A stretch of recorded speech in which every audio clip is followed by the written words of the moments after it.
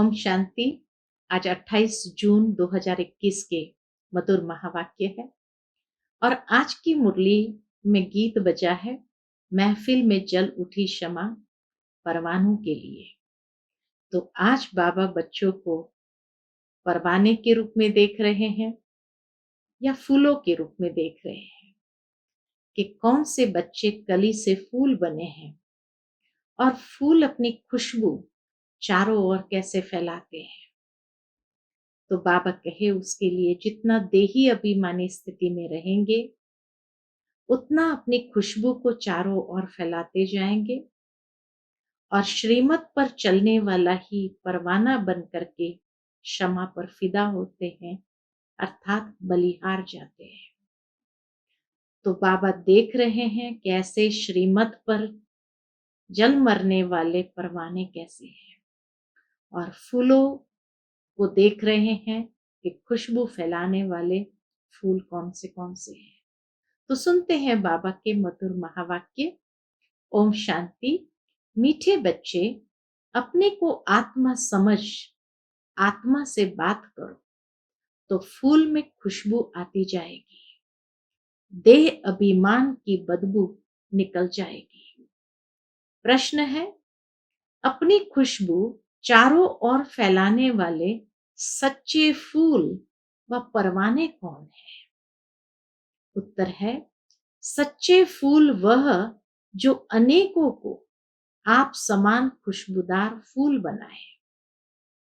श्रीमत पर चल क्षमा पर जल मरने वाले अर्थात पूरा बलिहार जाने वाले, जीते जी मरने वाले सच्चे परवानों की व ऐसे फूलों की खुशबू स्वतः ही चारों ओर फैलती है। आज की मुरली का गीत है, महफिल में जल उठी शमा परवानों के लिए। ओम शांति। जैसे परवानों ने गीत सुना, परवाने कहो व फूल कहो, बात एक ही है। बच्चे समझते हैं हम सचमुच परवाने बने हैं या सिर्फ फेरी पहनकर चले जाते हैं। बाबा रियलाइजेशन दे रहे हैं, अपने आप को देखो कि सचमुच हम परवाने बने हैं या सिर्फ फेरी पहनकर चले जाते हैं, क्षमा को भूल जाते हैं। हर एक को अपनी दिल से पूछना है कि हम कहां तक फूल बने हैं और ज्ञान की खुशबू फैलाते हैं। अपने जैसा फूल किसको बनाया है? पूछते हैं बाबा, अपने जैसा फूल किसको बनाया है? यह तो बच्चे जानते हैं, ज्ञान का सागर बाप है। उनकी कितनी खुशबू है। जो अच्छे फूल व परवाने हैं उनकी जरूर अच्छी खुशबू आएगी, वह सदैव खुश रहेंगे। जो सच्चे फूल व परवाने हैं उनके लक्षण बाबा स्पष्ट कर रहे हैं, वह सदैव खुश रहेंगे। औरों को भी आप समान फूल व परवाने बनाएंगे। फूल नहीं तो कली बनाएंगे। पूरे परवाने वह जो जीते जी मरते हैं। पूरे परवाने वह जो जल मरते हैं, जीते जी मरते हैं, बलि चढ़ते हैं अथवा ईश्वरीय औलाद बनते हैं। कोई शाहूकार कोई गरीब के बच्चे को गोद में लेते हैं तो बच्चों को उस शाहूकार की गोद में आने से फिर वही माँ बाप याद आते रहते हैं और गरीब की याद भूल जाएगी। जानते हैं कि हमारे माँ बाप गरीब है, परंतु याद शाहूकार माँ बाप को करेंगे जिससे धन मिलता है। साधु सन्यासी आदि है वह साधना करते हैं, इसलिए मुक्ति धाम में जाए। साधु सन्यासी आदि साधना करते हैं, मुक्ति धाम में जाए। सब मुक्ति के लिए ही पुरुषार्थ करते हैं, परंतु मुक्ति का अर्थ नहीं समझते। कोई मुक्ति का अर्थ क्या समझते हैं? कोई कहते हैं ज्योति ज्योत समाएंगे, कोई समझते हैं पार निर्वाण धाम जाते हैं। निर्वाण धाम में जाने को ज्योति में समाना या मिल जाना नहीं कहा जाता है, दोनों अलग चीज है। निर्वाण धाम वाणी से परे का धाम और ज्योति ज्योत में समाना ये अलग चीज हो गई। तो इसीलिए बाबा कहे निर्वाण धाम में जाने को ज्योति में समाना या मिल जाना नहीं कहा जाता। तुम समझते हो हम दूर देश के रहने वाले हैं, इस गंदी दुनिया में रहकर क्या करेंगे। बच्चों को समझाया है जब कोई से मिलो तो यह समझाना पड़े कि यह बना बनाया ड्रामा है। सतयुग, त्रेता, द्वापर, कलयुग, फिर संगम युग। यह भी समझाया है सतयुग के बाद त्रेता का संगम होता है। हर युग जब दूसरे युग के उसमें जाते हैं तो दोनों के बीच का संधिकाल का समय जिसको संगम कहा जाता है। तो सतयुग के बाद त्रेता में जाने से पूर्व संगम होता है। वह युग फिरता है और यह कल्प फिरता है। वो युगों का संगम है, ये कल्प का संगम है। बाप युगे युगे नहीं आते हैं जैसे मनुष्य समझते हैं। बाप कहते हैं जब सब तमो प्रधान बन जाते हैं, कलयुग का अंत होता है, उस कल्प के संगम पर आता हूं। युग पूरा होता है तो कलाएं कम होती है। यह तो जब पूरा ग्रहण लग जाता है तब मैं आता हूं। मैं युगे युगे नहीं आता हूं। यह बाप बैठ परवानों को समझाते हैं। परवानों में भी नंबरवार है। कोई तो जल मरते हैं, कोई फेरी पहनकर चले जाते हैं। श्रीमत पर तुम ही चल सकते हो। अगर कहां भी श्रीमत पर न चले तो क्या होगा? तो माया पछाड़ती रहेगी। श्रीमत का बहुत गायन है, इसलिए बाबा कहे कदम कदम पर श्रीमत पर चलना है। श्रीमत भगवत गीता कहा जाता है। शास्त्र तो बाद में बैठ जिन्होंने बनाए तो उस समय बुद्धि रजो होने कारण समझा कि कृष्ण द्वापर में आया। मैं आता ही तब हूं जब आदि सनातन देवी देवता धर्म प्राय लोप हो जाता है। बाकी सब धर्म रहते हैं। ऐसे नहीं कि वह देवता धर्म वाले मनुष्य गुम हो जाते हैं, परंतु यह भूल जाते हैं कि हम देवी देवता धर्म के थे। अपना हिंदू धर्म कह देते हैं। यह भी ड्रामा में नूंद है। जब भूले तब तो फिर मैं आकर देवी देवता धर्म की स्थापना करूं। बाबा कहे भूलेंगे तभी तो बाबा आएंगे और देवी देवता धर्म की स्थापना करूं। यह एक ही बाप है जो आकर दुखधाम से सुखधाम का मालिक बनाते हैं। तुम कहेंगे अभी हम नरक के मालिक हैं। दुनिया को तमो प्रधान तो बनना ही है। सब पतित है तब तो पावन के आगे जाकर नमस्ते करते हैं। अब बाप कहते हैं श्रीमत पर चलो। जन्म जन्मांतर का बोझा सिर पर बहुत है, नहीं तो त्राही त्राही करना पड़ेगा। वह तो समझते हैं आत्मा निर्लेप है, परंतु नहीं। आत्मा ही सुख दुख देखती है, यह कोई समझते नहीं। बाबा बार बार समझाते हैं। क्या समझाते? मंजिल बहुत भारी है। इस समय तुम पुरुषार्थ करते हो जबकि दुखी हो। जानते हो सतयुग में हम बहुत सुखी रहेंगे। वहां यह पता नहीं रहेगा कि हमको फिर दुखधाम में जाना है। हम सुख में कैसे आए हैं, कितने जन्म लेंगे, कुछ भी नहीं जानते। अभी तुम जानते हो। संगम के समय पर ही हमें फुल समझ मिलती है। सतयुग में भी ये समझ नहीं होगी। तो बाबा कहे अभी तुम जानते हो तो ऊंच कौन ठहरे? ब्राह्मण ऊंच ठहरे, देवताएं ऊंच ठहरे। तो बाबा कहे अभी तुम जानते हो तो ऊंच कौन ठहरे? तुम ईश्वर की औलाद होने के कारण जैसे ईश्वर नॉलेजफुल है ऐसे तुम भी नॉलेजफुल ठहरे। अभी तुम ईश्वरीय औलाद हो, परंतु नंबरवार। कोई तो बड़े मस्त है, कोई ईश्वरीय बच्चे तो बड़े मस्त है, समझते हैं हम बाबा की मत पर चलते रहते हैं। जितना मत पर चलेंगे उतना श्रेष्ठ बनेंगे। बाप सन्मुख बैठ बच्चों को समझाते हैं। बच्चे क्या समझाते हैं? बच्चे देह अभिमान छोड़ दो, देही अभिमानी बनो, निरंतर याद करो बाप तो सदैव है ही सुखदाता। ऐसे नहीं कि दुख भी बाप ही देते हैं। बाप कभी बच्चों को दुख नहीं देंगे।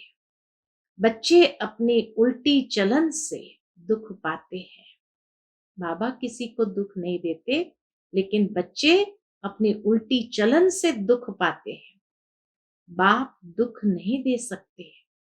कहते हैं हे भगवान बच्चा दो तो कुल वृद्धि को पाएगा। बच्चे को बहुत प्यार करते हैं, बाकी दुख अपने कर्मों का ही पाते हैं। मनुष्य जीवन में जो दुख पाता है वो अपने कर्मों का ही पाता है।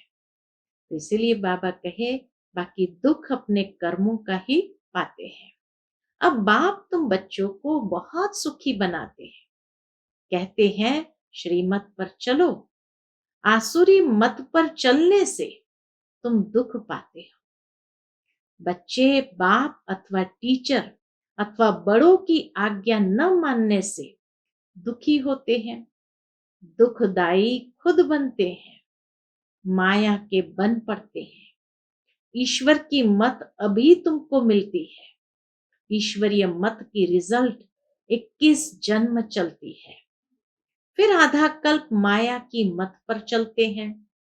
ईश्वर एक ही बार आकर मत देते हैं। माया तो आधा कल्प से मत देती ही रहती है। बाप एक ही बार मत देते हैं। माया की मत पर चलते क्या हुआ? 100% दुर्भाग्यशाली बन पड़ते हैं। माया की मत पर चलते 100% दुर्भाग्यशाली बन पड़ते हैं। तो जो अच्छे अच्छे फूल है वह उसी खुशी में सदैव मस्त रहेंगे। नंबरवार है ना। परवाने कोई तो बाप के बन श्रीमत पर चल पड़ते हैं। गरीब ही अपना पोता में लिखते हैं। शाहूकारों को डर लगता है कि यहाँ हमारे पैसे ले न लेवे। शाहूकारों के लिए बड़ा मुश्किल है। बाप कहते हैं मैं गरीब निवास हूं। दान भी हमेशा गरीबों को ही दिया जाता है। सुदामा की बात है ना। चावल चपटी ले उनको महल दे दिया। सुदामा का गायन है कि चावल चपटी ले उनको महल दे दिए। तुम हो गरीब। समझो कोई के पास 25-50 रुपए हैं, उनमें से 20-25 पैसा देते हैं। शाहूकार 50,000 दे तो भी इक्वल हो जाता है। इसलिए गरीब निवास नाम गाया हुआ है। शाहूकार लोग भी कहते हैं हमको फुर्सत नहीं मिलती। क्यों? क्योंकि पूरा निश्चय नहीं है। जिसको निश्चय है और उसको फुर्सत ना मिले वो तो फुर्सत निकाल लेते हैं। लेकिन बाबा कहे जब कोई कहते हैं हमको फुर्सत नहीं मिलती, माना पूरा निश्चय नहीं है। तुम हो गरीब। गरीबों को धन मिलने से खुशी होती है।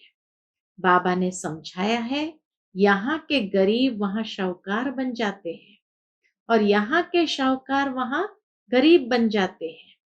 कई कहते हैं हम यज्ञ का ख्याल रखें या कुटुंब का ख्याल रखें। बाबा कहते हैं तुम अपने कुटुंब की बहुत अच्छी संभाल करो।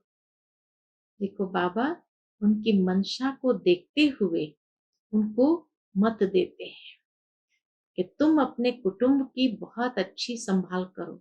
अच्छा है जो तुम इस समय गरीब हो, शाहूकार होते तो बाप से पूरा वर्षा ले नहीं सकते। सन्यासी ऐसे नहीं कहेंगे, वह तो पैसे लेकर अपनी जागीर बनाते हैं, शिव बाबा थोड़ी बनाएंगे। ये मकान आदि सब तुम बच्चों ने अपने लिए बनाए हैं, ये किसकी जागीर नहीं है। ये मकान किसी की जागीर नहीं, यह तो टेम्पररी है, क्योंकि अंत समय बच्चों को यहाँ आकर रहना है।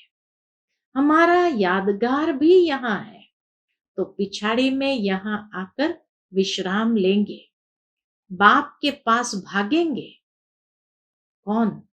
बाबा कहे बाप के पास भागेंगे वह जो योग युक्त होंगे, उन्हों को मदद भी मिलेगी। बाबा ने सुनाया था कि अगर विदेश से भी आएंगे तो लास्ट प्लेन होगा और वह मधुबन पहुंच जाएंगे। कौन? जिसका बुद्धि योग ठीक होगा या योग युक्त होगा, तो उसको उन्हों को बाबा की मदद भी मिलेगी। बाप की बहुत मदद मिलती है। तुमको यहाँ बैठ विनाश देखना है, मधुबन में बैठ विनाश देखना है। जैसे शुरू में बाबा ने तुम बच्चों को बहलाया है, फिर पिछाड़ी में बहलाने शुरू करेंगे, बहुत प्यार करेंगे। जैसे वैकुंठ में बैठे हैं, इतना प्यार करेगा बाबा जैसे कि वैकुंठ में बैठे हैं, बहुत नजदीक होते जाएंगे।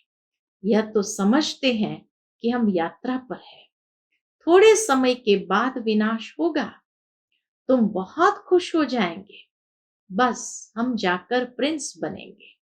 किस्म किस्म के फूल है, हर एक बच्चे को समझना चाहिए मैं कितना ज्ञान की खुशबू दे रहा हूं, किसको ज्ञान और योग की शिक्षा देता हूं। जो करते हैं वह अंदर प्रफुल्लित रहते हैं। बाबा जान जाते हैं यह किस अवस्था में रहते हैं।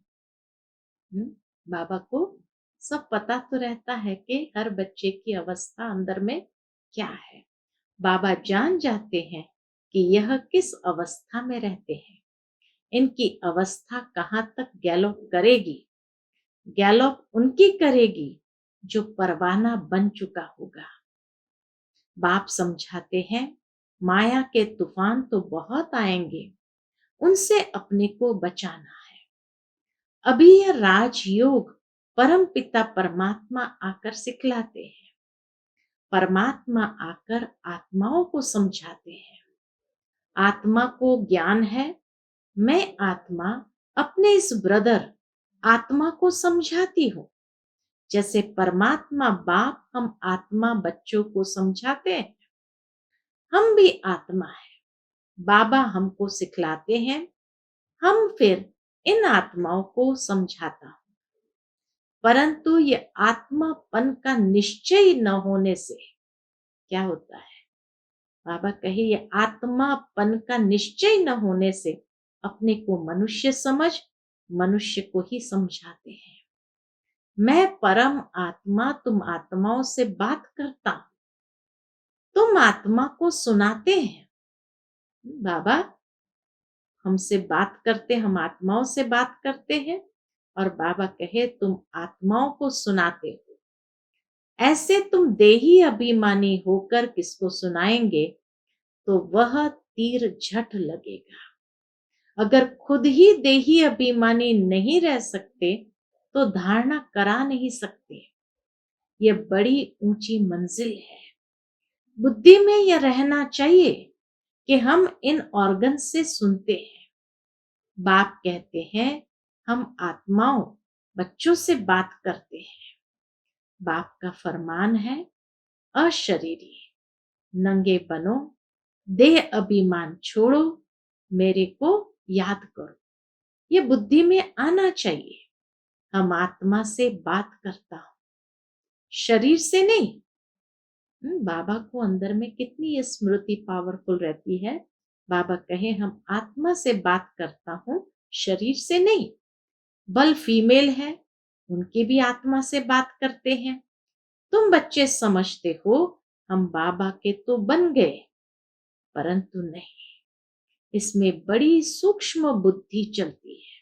बाबा का बनना माना क्या? तो बाबा कहे इसमें बड़ी सूक्ष्म बुद्धि चलती है। मैं आत्मा हूं, मैं इनकी आत्मा को समझाता हूं, ये हमारा भाई है, इनको रास्ता बताना है। आत्मा समझ रही है, ऐसे समझो तब आत्मा को तीर लगे। देह को देखकर सुनाते हो तो आत्मा सुनती नहीं है। पहले यह वार्निंग दो कि मैं आत्मा से बात करता हूं। आत्मा को न तो मेल न फीमेल कहेंगे। आत्मा तो न्यारी है।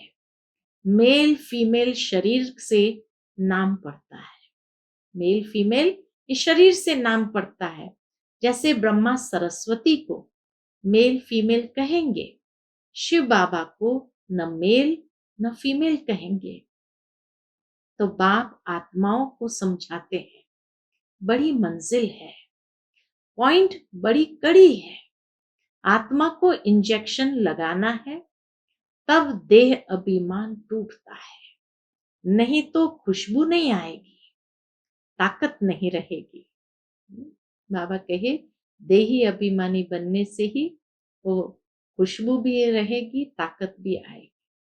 बात बहुत छोटी है, हम आत्मा से बात कर रहे हैं। बाप कहते हैं तुमको वापस जाना है, इसीलिए देही अभिमानी बनो, मन मना भव। फिर ऑटोमेटिकली मध्याजी भव आ जाता है। अभी बड़ी सूक्ष्म बुद्धि मिलती है। सवेरे में बैठ विचार सागर मंथन करना है। दिन में तो सर्विस करनी है, क्योंकि कर्म योगी है।